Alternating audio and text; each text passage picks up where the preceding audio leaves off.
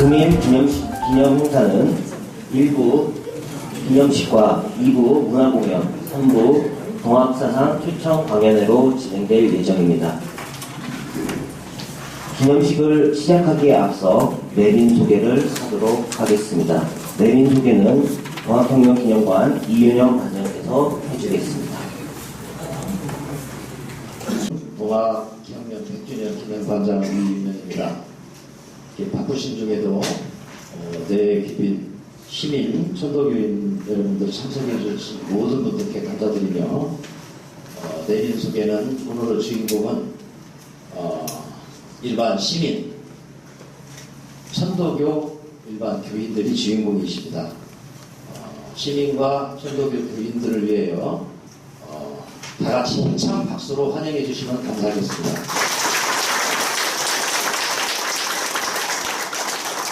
천도교 교령님을 대신해서 김인환 종무원장님 참석하셨습니다. 송하진 전라북도 지사님을 대신해서 행정부시사 신보긴 부시사님 참석하셨습니다.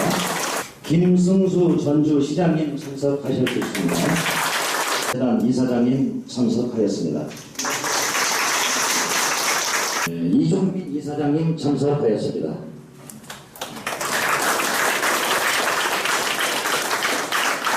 금산 동학농민혁명 기념사업회 이동복 이사장님과 전일령 이사님 참석하였습니다. 사단법인 동학농민혁명 계승사업회 신항식 집행위원장님 참석하였습니다. 사단법인 동학농민혁명 기념사업회 문변학 사무처장님 참석하였습니다. 총회공연 도정님 참석하였습니다.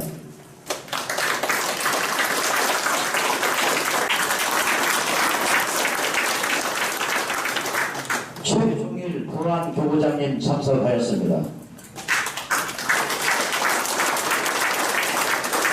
최상호 익산 교구장님 참석하였습니다.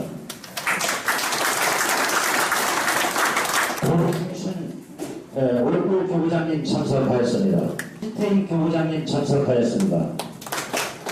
개환경 공항 교구장님 참석하였습니다. 이혜준 성동 교구장님 참석하였습니다. 그리고 여기 이 장소의 주인공이죠. 윤서현 전주 교구장님 참석하였습니다.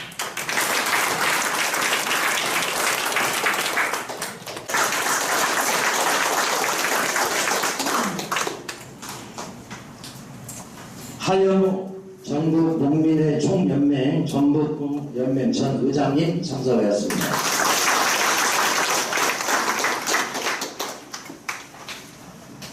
윤중강 민주노총 전북 본부장님 참석하였습니다.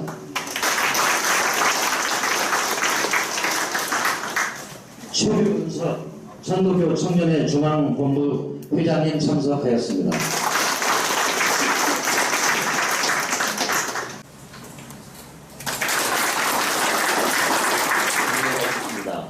국회에 대하여 경례.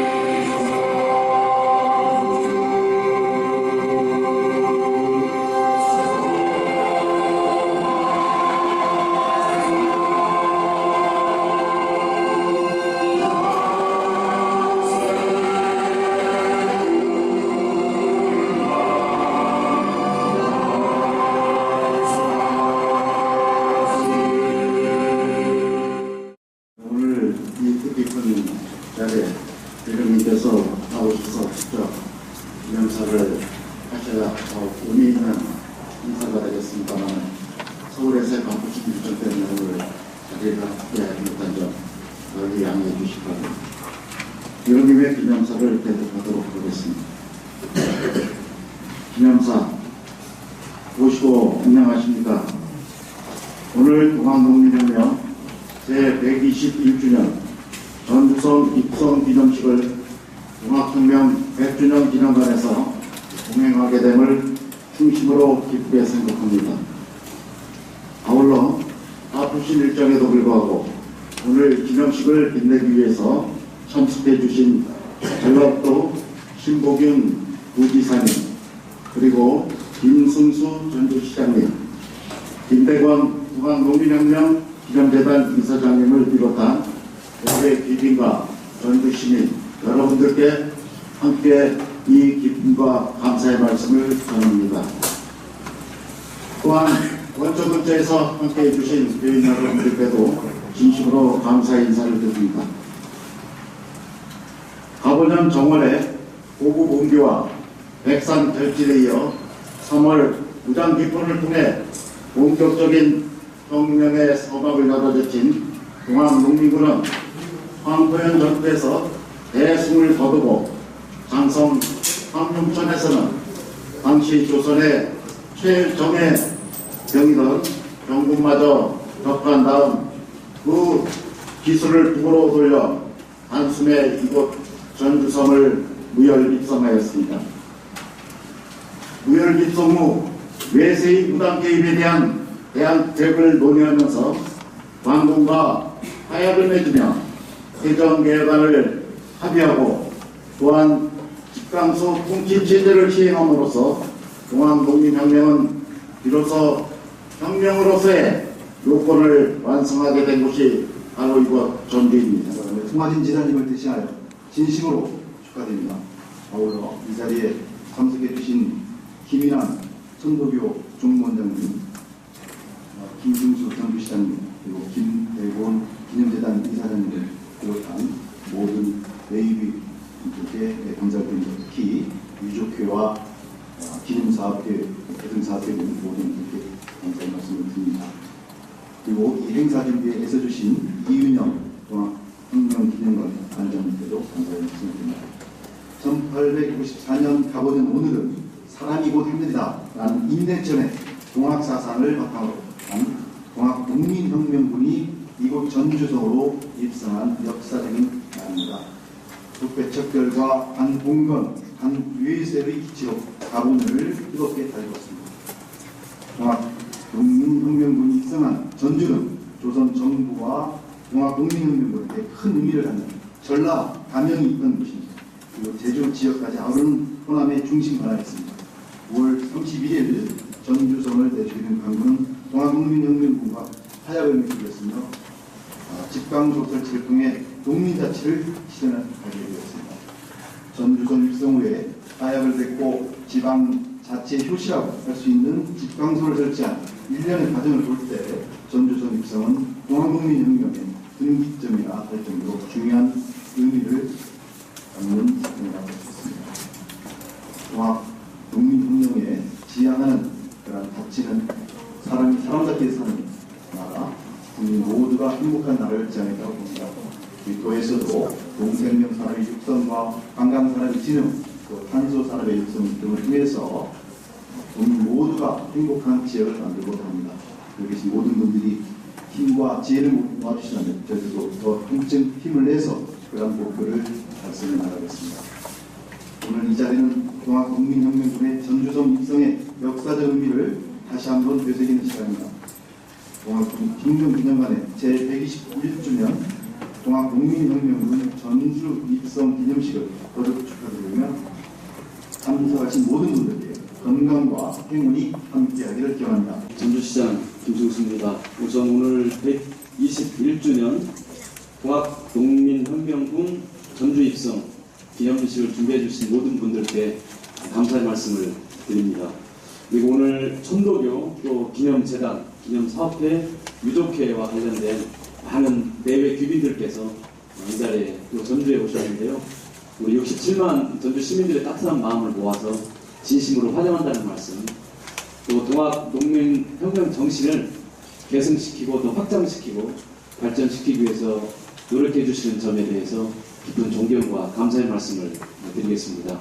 앞서 좋은 말씀 많이 하셨기 때문에 저는 짧게 말씀드리도록 하겠습니다.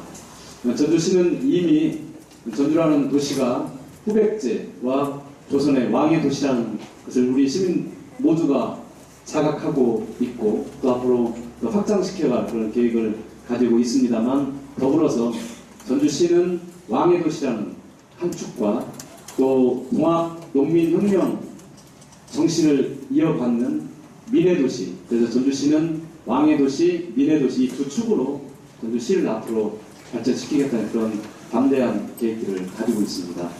오늘 특히 이 기념식을 통해서 이제 동학농민혁명군의 전주 입성 기념일이 바로 국가적으로 인정받고 또 국가적으로 동학농민혁명을 기념하는 그런 날짜로 앞으로 확정될 수 있도록 계시민들께서 많이 도와주십사. 바로 이것은 바로 전주의 기념일이 아니고 우리 국가적 기념일이고, 이 또 국가적 기념일을 통해서 전주 시민 전라북 도민이 아니고 대한민국 국민들이 동학농민혁명 그 정신을 확고하게 가슴속에 뿌리내리게 하는 그런 좋은 계기가 될 거라고 확신을 하고 있습니다.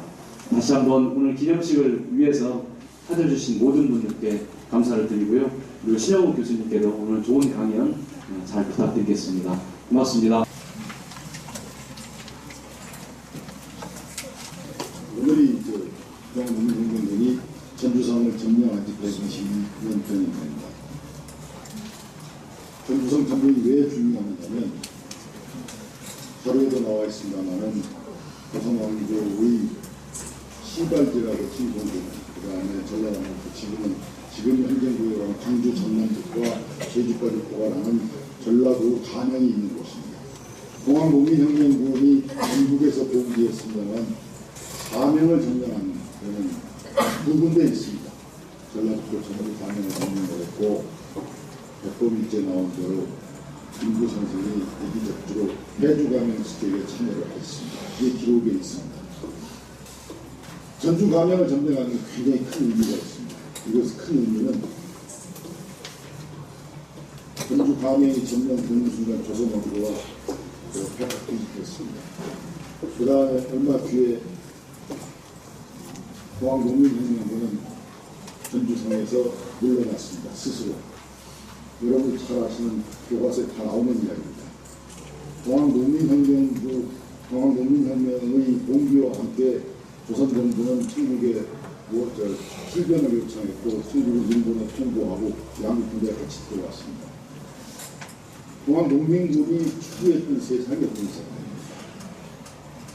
모든 사람이 사람답게 사는 세상을 이 땅에 세우고자 하는 그런 목표를 가지고 있었습니다. 죽어서 오는 천당이 아니고 바로 남들이 이야기하는 극락과 천당이라고 하는 것은 이곳에서 말이다. 이 땅에 우리가 만들어야 모든 사람이 평등하고 모든 사람이 잘 살고 억압과 착취가 없는 그런 나라를 만들고자 공부했습니다. 외국군이 쳐들어오니까 동학농민혁명은 중요한 목표 중에 하나인 자주국가, 자주독립국가의 외국의 간섭을 받지 않은 그런 나라를 만드는 데 큰 애로사항에 처하게 됐습니다. 그래서 동학농민혁명은 외국군 출병을 빌미를 주지 않기 위해서 전주성에서 철수합니다.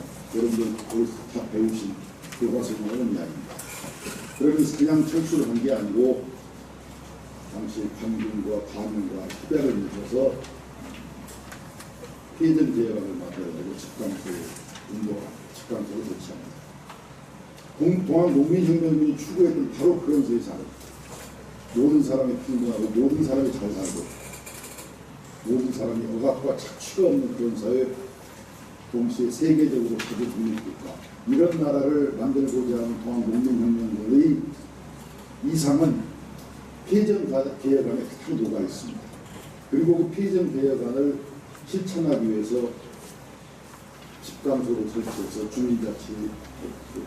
오늘은 제121주년 동학농민군 전주 입성 기념일이자 이곳 전주 한옥마을에 자리한 동학혁명 100주년 기념관 개관 20주년 희극한 날입니다.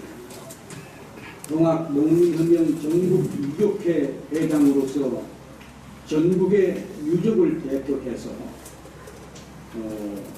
오늘 이 자리에 함께해 주신 내외 귀빈 여러분들께 진심으로 축하의 말씀을 드립니다. 특히 오늘 1894년에서 5년에 이르는 동학농민군의 봉기와 동아시아의 정세 변화의 제목으로 동학사상 초청 강연회에 강연을 맡아주신 충북대학교 사학과 신영우 교수님께 감사 인사를 올립니다. 신 교수님은 오랫동안 동학농민혁명에 대한 폭넓은 연구를 바탕으로 소모적인 지역의 한계를 뛰어넘어서 동학농민혁명의 전국화, 세계화, 미래화를 열어가는 선구적인 학자로 널리 알려져 있으므로 오늘 의미 있는 강연대행이 기대됩니다. 여러분들도 잘 아시다시피 동학농민혁명은 1894년 고후 옹기를 필두로 무장기포에서 본격 시작되었습니다. 이어 백산대회에서 혁명군의 지휘체제와 조직을 완비하여 황토현 승전과 황룡 전투에서 관군을 격파하였습니다. 그 여세를 몰아 양력 5월 31일 전라 가명이 자리한 전라도의 수부인 바로 이곳 전주성을 점령하게 됩니다. 이후 동학농민군과 관군의 치열한 전투 속에 양측의 피해가 증폭되고 또한 청군과 일본군의 외세 개입이 시작되자 국가의 위기를 직감한 동학농민군 지도부와 조선정부의 관군지휘부는 양력 6월 11일 전주 화약을 성립시킵니다. 그 후 집강소 설치를 통한 해정 개혁안 실현은 관군의 약속 불기행과 비협조로 많은 어려움이 있었으나 전봉준 장군과 동학농민군의 강동민, 간군과의 타협으로 전라도 일대의 백성이 주인이 되는 민본의 시대를 열었습니다. 다시 말씀드려 점령군인 민과 정부군인 관이 협력하여 백성이 주인이 되는 새로운 세상을 열었다는 것은 세계 역사에 유례가 없는 쾌거라고 말씀드릴 수 있습니다. 바로 동학이 추구하는 사람이 하늘처럼 존경받는 인내천 세상이요, 동학농민군이 염원하였던 백성이 주인이 되는 민주주의의 시원인 경천동지한 민중한 상하이자 혁명의 성공이었습니다.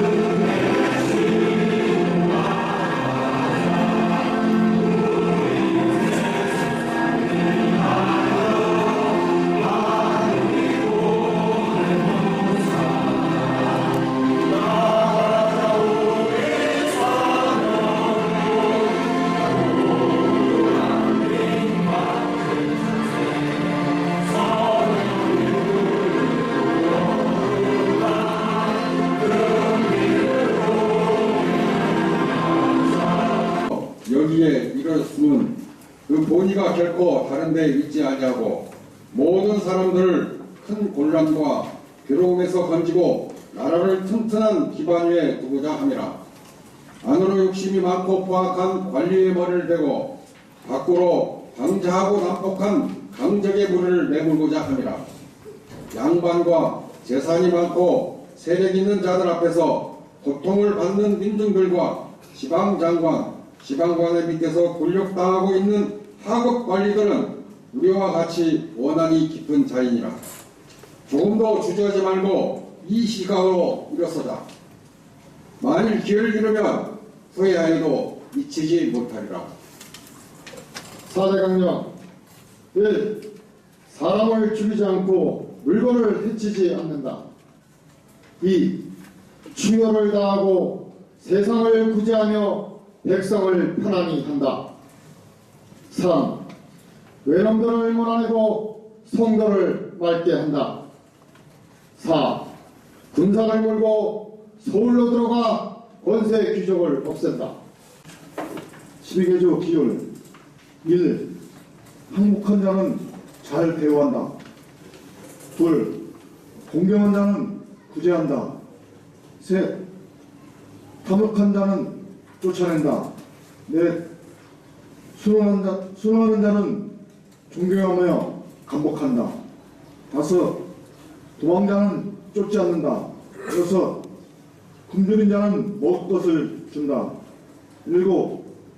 간사하고 교활한 자는 없앤다. 8. 가난한 자는 도와준다.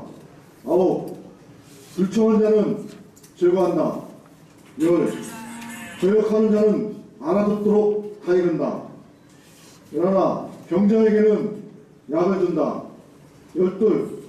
불의한 자는 죽인다. 마지막으로 전주 화약에서 이루어졌던 12개조 폐정개혁안을 낭독을 하겠습니다. 12개조 폐정개혁안 1. 동학도는 정부와의 원한을 싣고 서정에 협력한다. 2. 탐관 우리는 그 죄상을 조사하여 엄징한다. 3. 횡포한 부호를 엄징한다. 4. 불량한 유린과 양반의 무리를 징벌한다. 5. 노비 문서를 소각한다. 6. 실종의 천인 차별을 개선하고 백정이 쓰는 평량갓을 없앤다. 7. 성상 과부의 개가를 허용한다. 8. 무명의 잡세는 일체 폐지한다. 9. 관리 채용에는 지벌을 타파하고 인재를 등용한다. 10. 외화 통하는 자는 엄징한다. 11. 공사체를 물론하고 기왕의 것은 무효로 한다. 12. 토지는 평균하여 분작한다.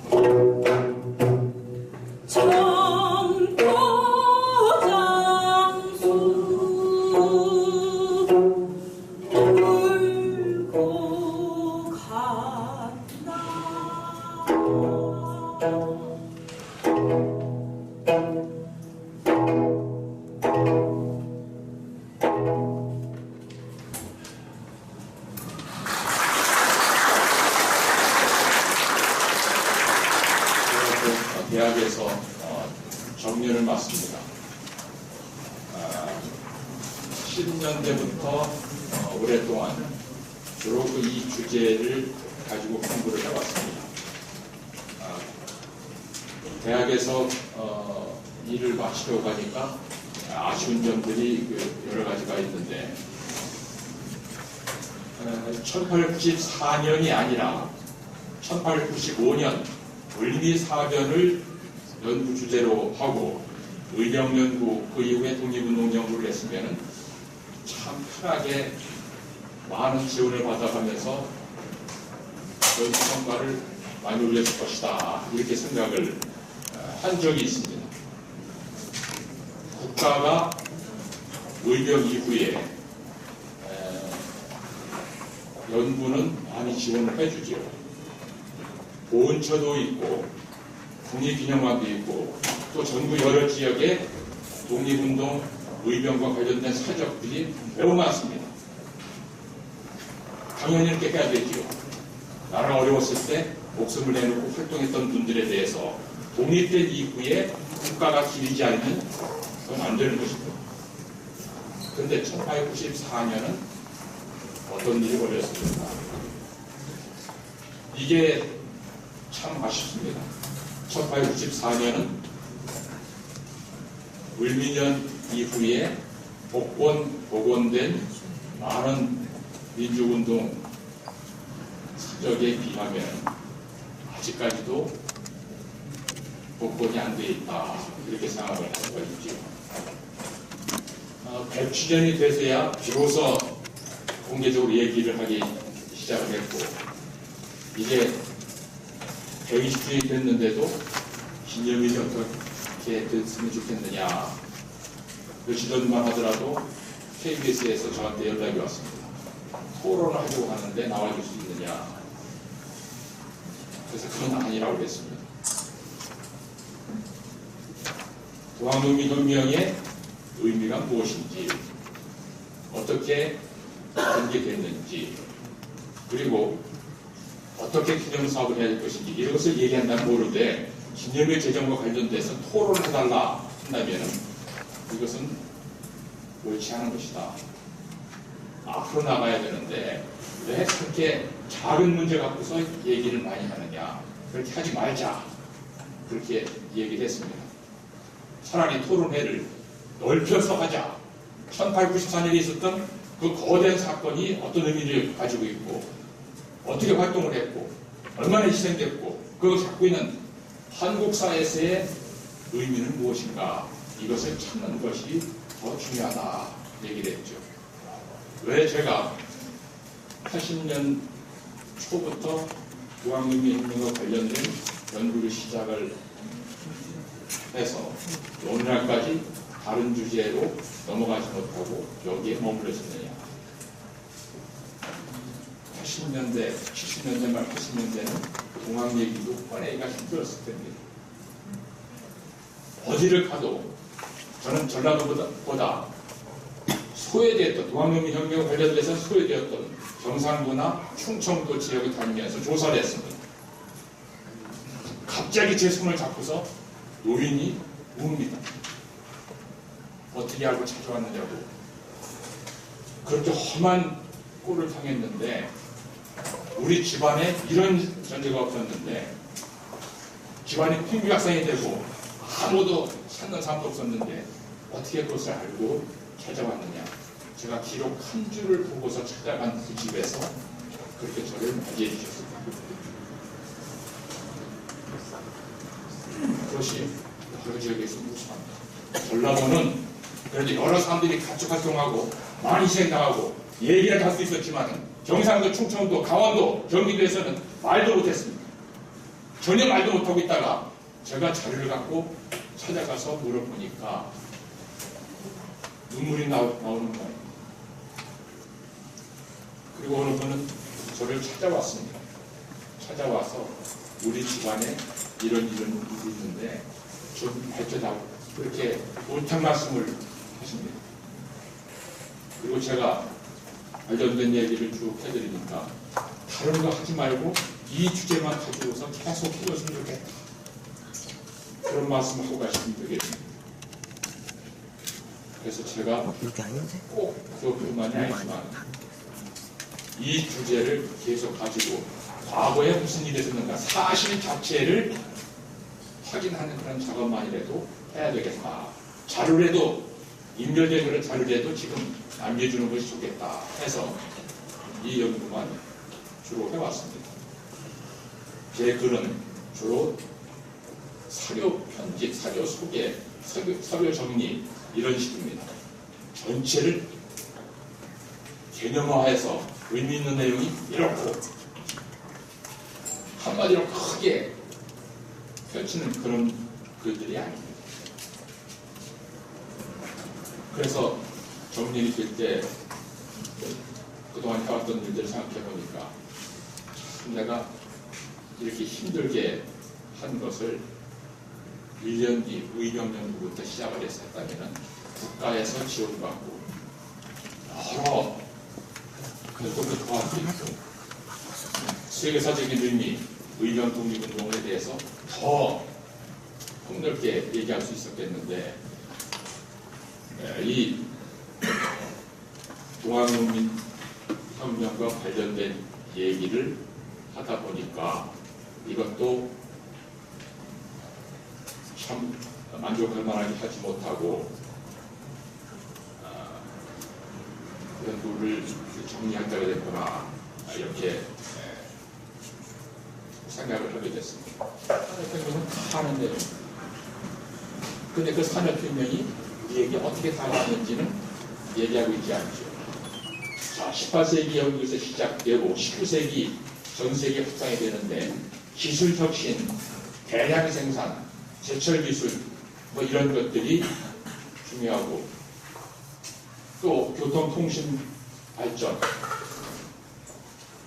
더 중요한 것은 군사적인 면에서 확보 계략과 전술 발전이 있게 되죠. 자, 이것이 갖고 있는 의미가 한국에서 세계사를 공부할 때 배워야 되는 내용입니다. 이걸 안 가르칩니다. 영국인의 아류처럼 만들려고 하는지 세계사 교과서의 그 내용은 전부 다 한국 사람이 보는 그런 시각으로 바꿔야 되는데 오늘 그런 내용이 어떤 것인가 하는 것을 말씀드리겠습니다. 자, 이것은 사회가 이렇게 바뀌어졌다 하는 내용입니다. 산업혁명과 무기발달해서 무엇이 전부에 달라졌느냐. 18세기만 하더라도 많은 사람들을 군대에 모아서 우수한 무기를 가지고 동원해서 전쟁할 수가 없었죠. 그런 군대를 만들 만한 재정도, 돈도 없었습니다. 그런데 19세기 들어와서 무기 제작 기술이 발전되고 훈련도 아주 고도화되고 운송수단도 새롭게 됐습니다. 그리고 전쟁이 산업이 됐습니다. 전에는 일반적으로 가서 일방적으로 일부만 약해왔는데 이제 최고의 이익을 얻는 것이 전쟁이 됐던 것이죠. 개인 화기가 특히 소총이 개량이 되는데 화승총은 전장 시 총 구멍에다가 화약을 집어넣고 낙하산을 집어넣은 다음에 불을 붙여 쏘는 것이죠. 이것이 오늘날 소총과 같이 후장식으로 바뀌어지게 됩니다. 그것이 1866년 프러시아와 오스트리아 전쟁에 의해서 처음 드라이제 소총이 나와서 쓰게 됩니다. 자, 그 다음. 자, 이것이 후장식입니다. 브리치라고 해서 뒤에다가 넣어서 쏘는 것이죠. 자, 이것이 예전 총으로 이렇게 나오는 것인데 드라이제 니들건 송곳처럼 된 것이 바늘처럼 된 것이 찔러서 격발시켜 쏜다고 해서 니들건이라고 하지요. 자, 이렇게 되니까 전에는 창칼로 싸우고 화승총으로 싸울 때는 공격하는 것이 중요했습니다. 그런데 이제는 우수한 무기로 원거리에서 쏴서 맞춰서 쓰러뜨리니까 이제 사정거리가 900m, 1000m가 되는 이런 총 갖고 싸우기 위해서는 방어가 중요해서 참호전이 나오게 되죠. 소총을 대량 생산하게 되는데 이 총입니다. 엔필드라고 하는 영국 지역에 최신 전기 공장을 신설하는데 금속재 소화기 탄약통까지도 카트리지라고 썼죠. 제작을 합니다. 외관도 제작을 하고 이 총이 86만 정이 만들어져서 영국군 제식 소총으로 쓰게 되고 각지에 표현을 합니다. 일본도 이걸 사들여가지고 쏘게 되는데 1894년에 후비보병 제19대대는 이 총을 가지고 옵니다. 그리고 정작 중요한 청일전쟁 때는 이 총보다도 더 개선된 무라다 소총을 가지고 싸우게 되죠. 즉 일본의 기계 기술은 한 단계 앞서갔기 때문에 서양 총을 바로 모방해서 새롭게 개선하는 것을 만들 수가 있었죠. 이 총을 사오자 중앙동맹 기념관에 얘기를 했는데 못 싸우고 있습니다. 또 무라다 소총을 구해오자 하는데 못 싸우고 있습니다. 전주 역사박물관에 모방한 것을 전시를 해놓고 있는데 비슷하지도 않습니다. 많이 다릅니다. 근데 이것은 미국 사이트에 들어가서 경매하는 데 들어가면은 지금도 사올 수가 있습니다. 근데 무기는 우리가 사올 수가 없으니까 이것을 아마 또 다른 기관에서 구해봐야 되겠죠. 대포를 만들게 됩니다. 암스트롱이라고 하는 인물이 회사를 만들어서 소형 후장식 강성형 화포를 제작합니다. 이게 왜 중요하냐? 이 포를 거치한 군함이 강화도를 공격을 해서 포대를 다 무너뜨리고 결국 한국이 망하게 된 것이 뭐냐? 앞에 말한 그 소총하고 이 대포가 없었기 때문에 망한 겁니다. 왜 망했는지를 알아야 되는데 총이 없어서 망했습니다. 그 총을 가지고 제대로 훈련받은 군인이 없어서 망했죠. 그러면 어떤 총을 가지고 어떤 무기를 가지고 어떻게 훈련시켜서 대립했어야 되느냐 이 얘기를 가르쳐야 되는데 그러면은 다음 세대에 이런 것을 어떻게 연구하고 어떻게 대처하고 이런 것도 지금 학생 때부터 생각을 해서 만들 수가 있는데 이것은 전혀 가르치지 않습니다. 어떻게 세상에 이렇게 전쟁이 일어나고 또 왕국을 경험한 그런 나라에서 군사사가 제대로 연구되지 않는 그런 나라가 있는지 전 모르겠습니다. 한국에는 군사사학자라는 것이 별로 없습니다. 소개하는 그런 정도입니다. 왜 제가 이런 얘기를 해야 되는지 모르겠습니다. 저는 동학농민혁명과 관련된 사실을 조사하는 사람인데 사실을 조사하다 보니까 암시정포까지도 관심을 갖게 되죠. 자, 이것이 초기에 나온 대포입니다. 자, 그리고 카트링 기관총이 나옵니다. 자, 이것이 한 부대에 몇 대만 있으면 4대를 가지고 프랑스와 프러시아가 전쟁할 때 몇 개 사단 병력이 다 괴멸되는 그런 결과를 가져오는 총입니다. 간단한 것이 아닙니다. 이것을 가지고 당시 어떻게 전투를 했고 나라가 어떻게 망했고 국제 정치가 달라졌는지 이것을 생각하면 끔찍한 그런 총입니다. 맥심 기관총이 나옵니다. 80년대에 이런 기관총이 나와서 군인들이 저걸 가지고 준비합니다. 자, 독일에서는 크루크포가 나옵니다. 알프레드 크루크라고 하는 그런 인물이 강철 제조법을 개발을 해서 대포를 만드는데 그 대포를 비스마르크가 대거 주문을 해서 프러시아 오스트리아 전쟁과 프러시아 프랑스 전쟁에 사용합니다. 나폴레옹 3세가 비스마르크 군에 항복을 합니다. 포로가 되죠. 어떻게 포로가 되느냐? 이 포 때문에 그렇습니다. 조선에서는 어떻게 이런 포가 사용되는지 전혀 모르고 있던 시기에 일본에서 메이지 유신을 하고 난 뒤 사절단이 미국, 유럽 여러 나라에 파견됩니다. 그 파견된 사람들이 쓴 보고서를 보면은 무기 공장을 다 가져옵니다. 그 이후에 계속해서 일본 군대에 고급 장비들이 파견되는데 파견한 사람들이 가서 보고는 데가 이 크루크포를 만드는 데입니다. 이 크루크포가 왜 중요하냐? 당시 세계 최고 수준의 대포였습니다. 이 포를 만드는 공장을 보면은 끔찍하죠. 가서 사옵니다. 그걸 장착을 했습니다. 그 포를 가지고 조선을 침략하고 청일전쟁을 일으키고 러일전쟁에서 승리를 했습니다. 자, 그 포들이 계속 나옵니다. 자, 이것이 당시 만든 아주 최신식 포입니다. 자, 이렇게 해서 거치합니다. 규모가 어마어마합니다.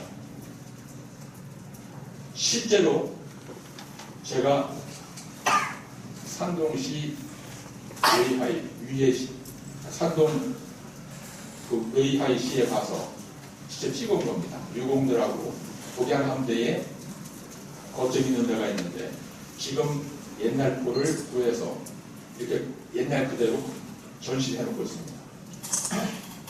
일본도 그렇고 일본도 해안 요새 시모노세키를 비롯해서 도쿄 연안 해안선에 이런 포를 대거 배치를 해놓고 청나라도 이 포를 사들여서 배치를 해놨습니다. 그럼 우리가 이 시기에 갖고 있던 포는 어떤 포냐? 여기서 챙겨서 안 넣습니다. 옛날 포입니다. 앞에서 뚝 떨어지면 저기는 멀리서 가서 때려 부수는 이런 포입니다. 자, 이렇게 지금 전시해 놨습니다. 실제 가면은 여러분들이 유공계에서 보실 수 있습니다. 자, 이것도 그 앞에 그런 것인데 이런 포만 있어서는 안 되지요. 그래서 자꾸도 뒤에 이렇게 해서 포탄을 저장해 놓는데 악사, 뭐 등등이 같이